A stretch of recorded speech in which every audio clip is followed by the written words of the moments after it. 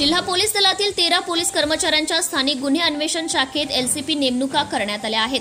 जळगाव जिल्ह्यात पोलीस आस्थापना मंडळाच्या बैठकीत प्रशासकीय सोयीनुसार आणि कायदा व संस्थेच्या निकटीनुसार हा निर्णय घेण्यात आला आहे।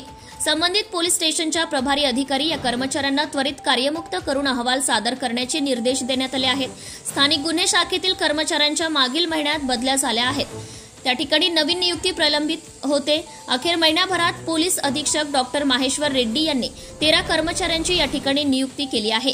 विशेष म्हणजे त्यात जळगाव एमआयडीसी पोलीस स्टेशन येथून प्रशांत रमेश परदेसी, राहुल चंद्रकांत रगडे, विकास मारुती सातदिवे, छगन जनार्दन तायडे, रतन हरी गीते, डीवायएसपी कार्यालय भुसावळ येथे उमाकांत पाटील, भुसावळ बाजारपेठ राहुल विनायक वानखेडे, निंभोरा येथील मयूर शरद निकम, रावेर येथून सचिन रघुनाथ घुगे, वरणगाव येथून प्रेमचंद वसंत सपकाळे, जिल्हा पेठ सलीम सुभान तडवी, मुख्यालय जळगाव येथून गोपाल उखळू पाटील, चोपडा ग्रामीण पोलीस स्टेशन मधून रावसाहेब एकनाथ पाटील यांची नियुक्ती करण्यात आली आहे, अशी माहिती जिल्हा पोलीस अधीक्षक कार्यालयामार्फत प्राप्त झाली आहे।